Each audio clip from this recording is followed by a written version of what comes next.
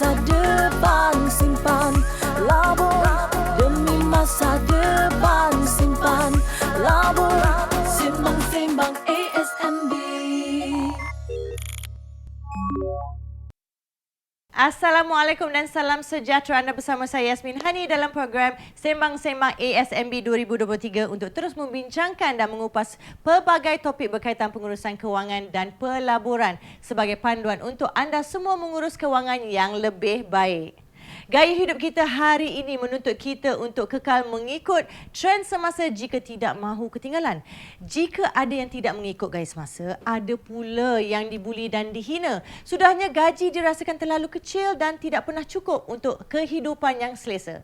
Jadi untuk menilai kehidupan kita pada masa ini, adakah gaji tidak pernah cukup atau sebenarnya kita terlupa untuk hidup berdasarkan kemampuan? Saya akan bersama dengan Dr. Azizul Azli Ahmad, seorang pensyarah yang gemar berkongsi ilmu pelaburan dan perancangan di media sosial untuk mengulas topik kita pada hari ini, iaitu biar papa asal bergaya, gaji kecil atau gaya hidup yang mahal sebenarnya. Apa khabar, Doktor? Alhamdulillah, sihat. Okey, Dok. Jadi hari ini kita dengar banyak keluhan sebenarnya, gaji kecil, tak cukup untuk menampung kehidupan. Lepas tu ada data juga menunjukkan peningkatan ketara harga barang selari peningkatan harga kadar inflasi.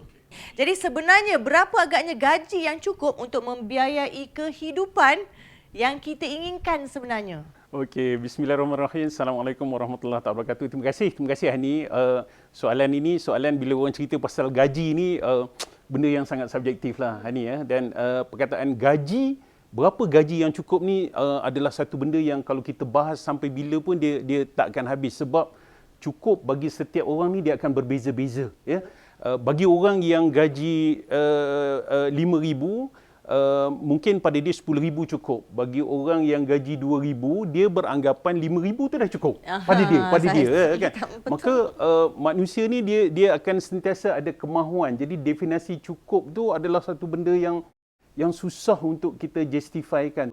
Ada satu kata-kata yang diungkapkan oleh Pak Hamka. Apa yang Pak Hamka kata? Pak Hamka kata, siapa orang miskin? Pak Hamka kata, siapa itu orang miskin?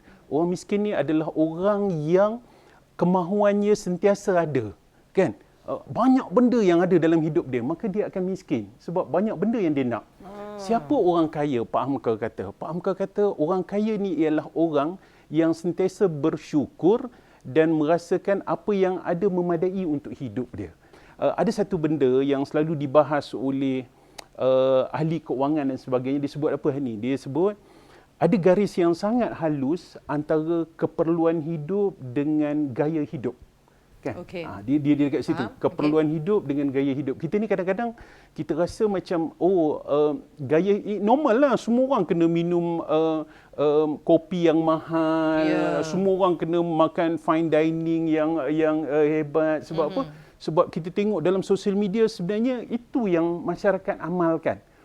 Kadang-kadang bagi kita rasa inilah keperluan dalam keluarga kita. Kita rasa ini keperluan keluarga kita. Ada orang kata, oh tak, ini adalah kehendak. Dia berbeza dekat situ kan. Ada orang dia kena sebulan sekali kena makan dekat luar. Ada orang bukan sebulan sekali, tiap-tiap minggu dia makan dekat luar. Jadi benda tu dia berbeza-beza begitu. Jadi berbalik-balik kepada orang tanya kita, gaji berapa yang cukup? Okey, saya selalu pesan begini. Kita kena tanya diri kita dulu. Apa pola belanja kita?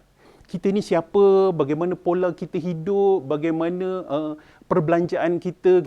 Lepas tu baru kita boleh tahu, oh sebenarnya gaji banyak ni cukuplah untuk kita. Kalau selagi kita tak faham pola perbelanjaan kita dan sebagainya, bagilah gaji banyak mana pun sebenarnya adalah satu benda yang susah untuk kita faham. Okey.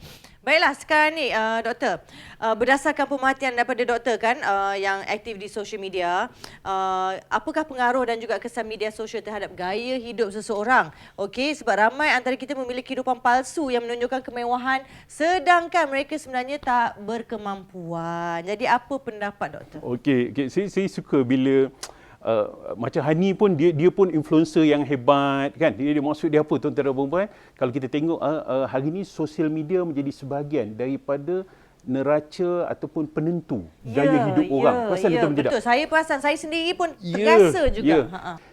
kalau kita tengok sosial media zaman dulu ni, apa sosial media zaman dulu? Zaman dulu ruang tamu rumah adalah sosial media.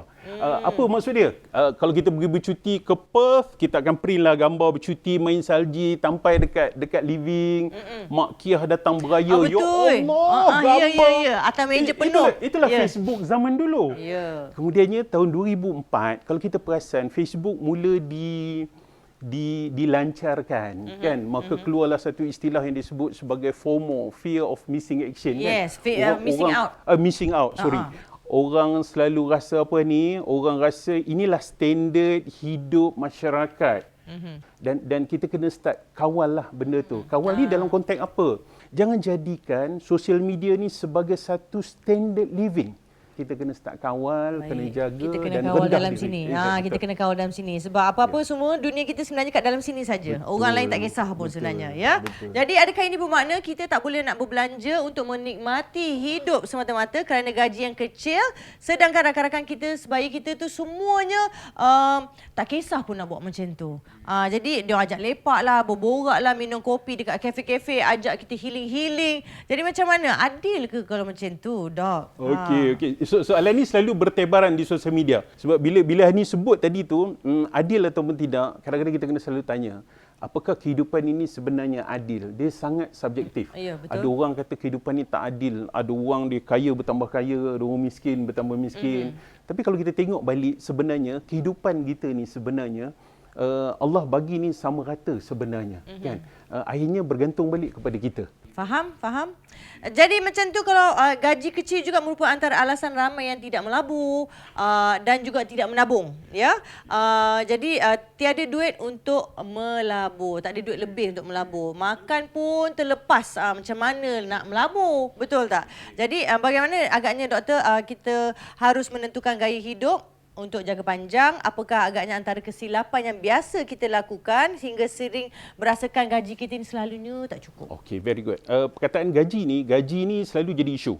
Bila kita ajak orang melabur, kalau kita perasan, kita ajak siapa-siapa melabur, kau bolehlah, gaji kau besar.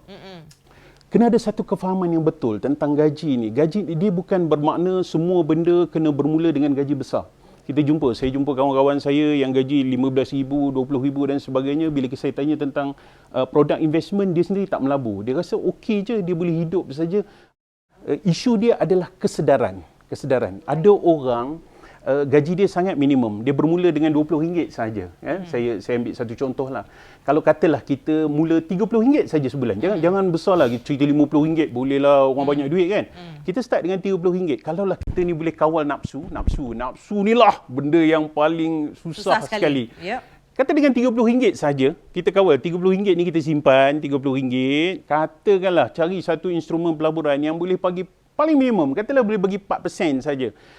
Kita simpan dan tak keluarkan. Ni RM30 je sebulan, buat standing instruction, potong, ataupun ASNB pun ada kaedah labur kan. Maknanya dia boleh potong masuk labur. RM30, simpan selama 30 tahun. Kita RM30 saja 30 tahun. Kalaulah dapat purata 4% saja setahun, selepas 30 tahun kita ada kurang lebih RM20,000 lebih. Jadi saya rasa kalau RM50 tu sebenarnya kita akan boleh ada RM64,000 lebih sebenarnya. Saya rasa compounding ni ramai orang tak berapa ambil berat dan tahu, kan? Sebab dia ada mentaliti yang macam Hani cerita tadi itulah. Jadi kalau macam tu, macam mana agaknya untuk seseorang tu tahu bahawa dia sebenarnya sedang melayari gaya hidup yang mahal berbanding gaji yang diorang terima? Diorang ni kadang tak sedar kan, macam mana tu? Okey. Dia ada beberapa ciri lah, Kita katalah kita ni dah bekerja, cuba tanya, duduk muhasabah diri, cuba kita tanya diri kita. Selama kita bekerja ni, berapa banyak dah simpanan yang kita ada? Tu antara indication kita nak tahu. Dah kerja 5 tahun, tak kalau 1,000 pun tak ada lagi simpanan, kan? So dana kecemasan kita kena start ada. Lepas tu kita tengok gaya hidup kita, simpanan kita, persiapan persaraan kita dah ada ataupun belum. Kalau semua benda ni tidak ada lagi, makna dia ada yang tak kena dengan Something is wrong. pengurusan keuangan kita.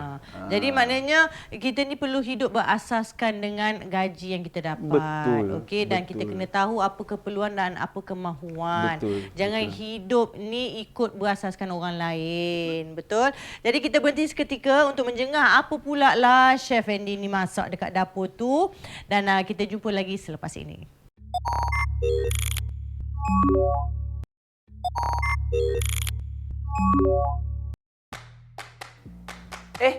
Ada. Jumpa lagi kita dalam Sembang Masak-Masak bersama saya Fendi Muhammad. Terima kasih Yasmin Hani. Nak cerita sikit. Kalau dah pandai masak tu, masaklah. Tak perlulah nak makan kat luar lagi. Dapatlah jimat perbelanjaan. Dapatlah simpan. Dapat juga melabur. Itu yang paling penting, dapat melabur kan. Dan saya nak masak satu menu untuk 3 orang makan. Memang special ataupun sangat istimewa, menggunakan RM15 sahaja. Kita nak buat kuih tiaw lah. Nah, bahan-bahan dia kita ada di sini. Kuih tiaw. Lepas tu kita ada kicap. Nak pakai kicap masin boleh, kicap manis pun boleh, tak ada masalah.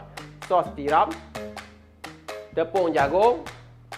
Ada juga di sini bawang putih, ayam yang telah direbus, cili padi, cube ayam, sawi. Ada juga lobak merah, bunga kobis. Nak tambah sedikit limau untuk perahan nanti dengan bawang goreng pun boleh juga. Itu je bahan-bahan dia. Mudah sangat.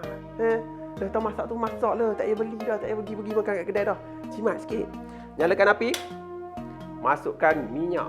Kita nak goreng kuih tiaw dengan kicap dulu. Itu cara dia. Kan? Bismillahirrahmanirrahim. Masukkan sedikit minyak. Kita masukkan kuih tiaw. Bismillahirrahmanirrahim.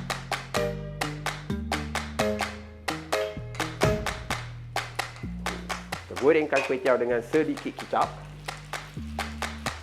Tuang je.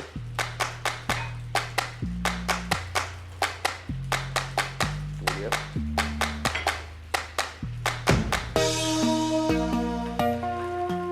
Bagi kita kacau dia betul-betul sebati dengan kicap tu semua, baru kita boleh angkat. Kalau tak nanti dia tak sebati, ada yang kena, ada yang tak kena. Dah, jangan buang masa.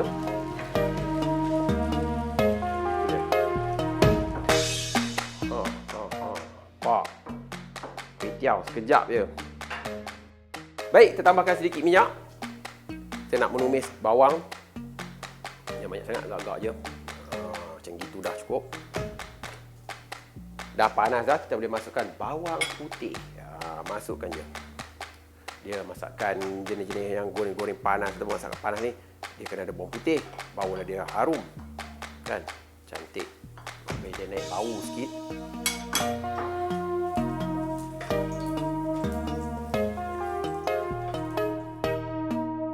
Saya masukkan ayam. Saya punya cara mudah. Nak garing-garingkan ni sikit pun boleh. Wangi. Bau bawang putih tu sangat wangi.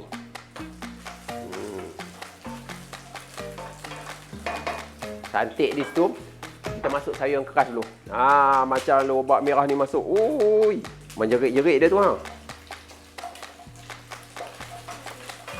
Saya suka buat macam tu sebab nanti lobak merah tu dia ada jus dia akan keluar bersama dengan minyak-minyak tu, dia akan ada rasa manis-manis dia, lemak-lemak dia tersendiri.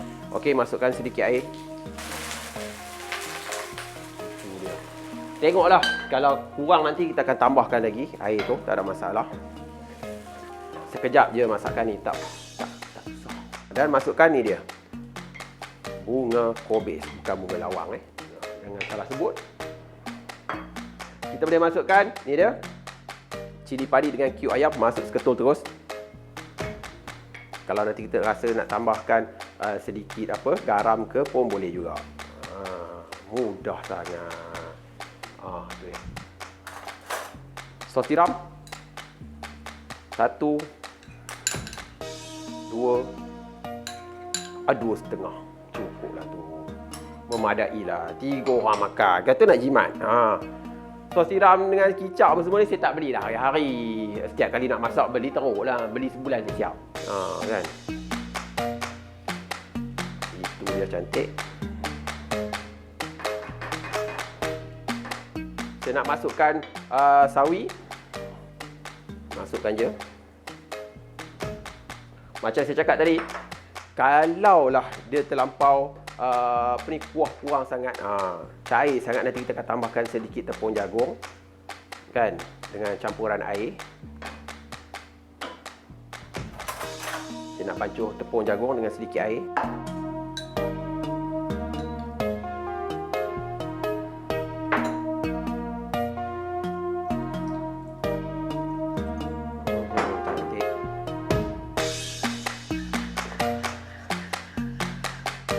Tuang je semua ni.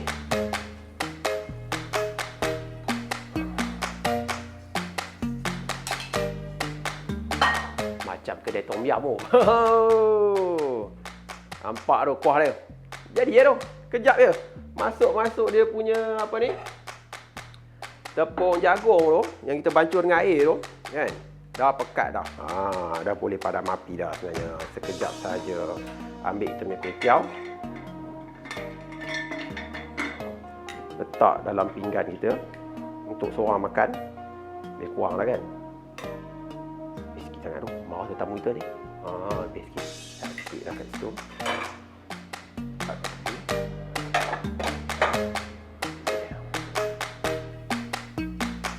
Cantik kuah dia tu. Macam kedai tom yum. Sendukkan sedikit lah lobak merah, isi ayam, bagi nampak sikit rupa dia.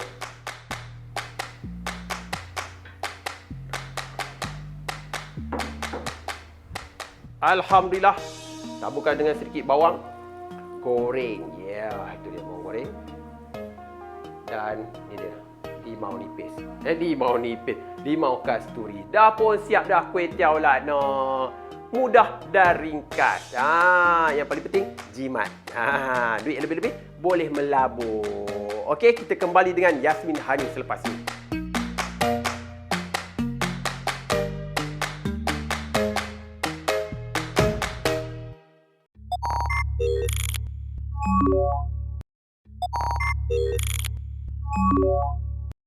Memang betul kata Chef Andy tu. Sebenarnya kemahiran kita memasak membantu kita untuk mengurus perbelanjaan dengan lebih baik. Jadi doktor, kita sering bercakap mengenai pengaruh rakan sebaya.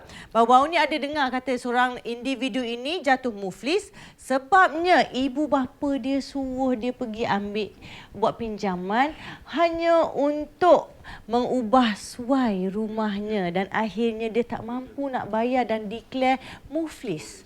Jadi macam mana tu? Apakah pesanan doktor kepada ibu bapa dekat luar sana yang menggunakan anak-anak untuk bersaing pula dengan jiran-jiran hanya kerana kehendak sendiri, bukan daripada poket diorang sendiri? Okey. Terima kasih Ani. Saya rasa benda ni sering berlaku tau dalam masyarakat kita. Cuma sama ada orang sedar ataupun tak sedar. Okey, nombor satu kita kena pesan begini kepada semualah, kepada terutama ibu bapa dan sebagainya. Literasi keuangan kebanyakan daripada masyarakat kita ni masih lagi rendah. Dia menganggap bahawa anak-anak yang comel, cantik, selebriti ni adalah sebagai sebahagian daripada pelan persaraan dia. So pesan kepada semua mak ayah dan sebagainya, kita kena start ada kesedaran keuangan daripada sekarang sebab kita tak tahu ni. Kalaulah sekarang ni kita rasa susah, kita tak tahu lagi 10-20 tahun apakah anak kita pun akan susah macam ni. Jadi kita ni sedang mengambil hak anak kita ataupun kita sedang mengambil hak cucu kita. Betul. Dan kita kena faham gini, membesarkan anak ni adalah amanah dan tanggungjawab. Dia bukanlah pasal okey aku dah besarkan kau kena buat renovation dapur, abang long kena buat renovation bilik. Itulah investment dia rasanya. Jadi sekarang ni sebenarnya sebaik-baiknya kita didik mereka mengenai pelaburan daripada kecil lagi supaya bila dah besar nanti tak adalah berdepan dengan masalah kewangan. Jadi sekiranya ada antara penonton dekat rumah yang memang sebenarnya sedang berdepan dengan masalah yang sukar untuk menguruskan kehidupan. Okey doktor. Nak layan kawan-kawan, nak layan ibu bapa sedangkan pendapatan tu sebenarnya pendapatan dia tak seberapa lah. Jadi bagaimana untuk memperbaiki keadaan tu? Okey, dia sebenarnya nombor satu kita kena ada matlamat kewangan lah. Saya selalu sebut ni. Dalam mana-mana tujuan pun, walaupun kita ada kawan, siapa kawan kita, siapa keluarga kita, once kita dah start bekerja ni, kita kena start ada matlamat kewangan. Apa matlamat? Hani, saya percaya Hani ada matlamat yang sangat luar biasa. Ada orang dia nak matlamat menjelang umur 30 tahun dia nak start ada 100,000 contoh dalam simpanan. Benda yang paling asas bila mula kerja, kena ada dana kecemasan, kena ada matlamat kewangan, cari satu atau dua instrumen pelaburan yang kita faham dan best untuk diri kita. Itu yang paling bagus dan baiklah. Baik. Yang senang, yang rasa tak tertekan. Betul. Jadi saya tertarik juga dengan konsep labur dahulu baru belanja yang doktor sebutkan tadi kan. Okey. Kerana biasanya orang dah cakap dah ada baru boleh labur. Betul. Kan? Betul. Betul. So bagaimana caranya untuk mengamalkan konsep ini Okey. dan berapa jumlah yang sepatutnya kita ada Okey. untuk diperuntukkan untuk buat pelaburan? Okey, saya selalu pesan beginilah. Kita bila kita dapat gaji, pola gaji kita sejak dulu dan kita tak pernah pun dididik. Orang tak pernah didik kita pun dapat gaji simpan, labur, baru belanja. Kita baru dengar kan orang start cerita itu. Sedangkan dulu kita dapat gaji, kita buat apa tuan-tuan dan puan? Kita dapat gaji, kita belanja lebih baru kita simpan. Masalah dalam kehidupan fata morgana ini ialah gaji kita tak pernah lebih pun. Sebab kalau ada lebih sikit, kita mulalah nak entertain, nak belanja, itulah nak beli ni dan sebagainya. Akhirnya tak ada lebih. Kalau kita reverse sedikit, kita patah balik, maknanya dia kalau katalah kita simpan dulu, laburkan, lepas tu baru kita belanja, maka kita akan tetap ada lebihan. Berapa kadar yang paling bagus? Saya selalu pesan bagi orang yang dah berkahwin, kekalkan 10%. Kalau kita ada KWSP lagi 13%, maknanya kita akan ada 23%. Bagi bujang, handsome, kacak dan sebagainya ni, saya sangat galakkan, usahakan untuk ada 30% ataupun 40%. Sebab kita ni tak ada komitmen yang besar lagi. Oh ya, okey. Untuk bujang 30% atau 40%. Sebaiknya yang dah kahwin tu 10%. Walaupun sekiranya gaji bulanan dia katalah 3,000, lepas tu dia ada buat side business, dia dah dapat 2,000. 2,000 tu punya 10% pun masukkan juga. Sebaiknya begitu. Baiklah doktor, sebelum kita beralih kepada meja makan, Hani ingin kongsikan satu maklumat penting untuk semua penonton ASNB, menawarkan hadiah bernilai RM1,000 pada setiap minggu menerusi trivia labur sembang-sembang ASNB ini. Apa yang anda semua perlu lakukan adalah untuk melayari laman www.asnb.com.my ataupun lawati social media ASNB seperti yang dipaparkan di kaca TV sekarang ini untuk mendapatkan 5 soalan yang dikemukakan. Okey, jadi klik kepada penyertaan trivia labur sembang-sembang ASNB dan jawab soalan anda. Dan all the best, harap-harap anda dapat duit lebih, boleh masuk pelabur pula. Ya, Dr. Yasmin. Alhamdulillah. Duk sembang-sembang tadi. Dr. Yasmin? Perempuan sembang tadi tu. Siap dah juga. Ni Ya, kita punya menu handal bajet awak, kita. RM15, 3 orang boleh makan. Itu besar buat tu ni. Tu dia. Ni kuih tiaw lakna. Okey. Sangat mudah untuk disediakan. Okey. Bau pun luar biasa ni. Bau pun luar biasa. Ya. Tapi tak ada jamah lagi lah. Saya nak tanya soalan lagi. Jangan ingat dia seorang boleh tanya. Saya pun nak tanya juga. Ada tak tips-tips macam mana kita nak menguruskan keuangan dan juga pelaburan supaya kita selesa masa bersara nanti? Dia kita maknanya sepatutnya ni kita maknanya dia mula bekerja tu kita kena start ada kesedaran lah untuk tabungan persaraan. Yang seterusnya kita kena buat apa? Yang paling mudah sekali, kalau boleh lah setahun tu sekali atau 2 kali pantau jumlah dana persaraan kita tu, kita kena start pantau. Mana kita kena tengok selalu duit kita ni berkembang ke menyusut. Yang seterusnya yang paling simple dan mudah, kalau katalah tiba-tiba waktu kita tengok Hani, tengok chef ni, kita umur dah 45, 50 dekat nak pencen dah, baru sedar Allah, tak ada lagi duit. Kan? Kita kena buat apa? Tak rasa aku tu. Gandakan. Kalau dulu kita selalu boleh sebut kan, kita boleh sebut simpan sikit-sikit. Kalau umur dah 40 lebih, kita kena gandakan. Alhamdulillah, itu cara dia. Takut bukan apa. Melabur nanti tua takut makan bubur. Betul. Kalau tak pandai melabur. Terima kasih banyak-banyaklah doktor. Ni dia. Makan ada juga. Ada juga bungkus. Okey. Special ni. Jarang ni dapat bungkus ni. Terima kasih. Sama-sama. Terima kasih. Okey. Baik, okey. Terima kasih Fendi. Terima kasih Dr. Azizul atas perkongsian dan juga nasihat yang cukup bermanfaat sebentar tadi. Apa yang boleh saya simpulkan adalah sebenarnya memang tidak dinafikan kos sara hidup ketika ini agak tinggi berbanding sebelum ni. Tapi kita perlulah membuat adjustment atau dalam gaya hidup supaya tidak terjebak dengan masalah kewangan yang berpanjangan. Jadi hiduplah secara bersederhana selari dengan gaji yang kita terima. Okey? Dan terima kasih. Sekian saja daripada kami dalam episod kali ini. Jangan lupa untuk tetapkan temu janji anda bersama kami pada masa dan hari yang sama minggu hadapan dalam Sembang-Sembang ASMB 2023. Baiklah, kita dah selesai segala formaliti. Apa kata sekarang kita jamuah. Jumpa. Ni apa kuih tiaw lakna ni? Kuih tiaw lakna. Bismillahirrahmanirrahim. Bismillahirrahmanirrahim. Ini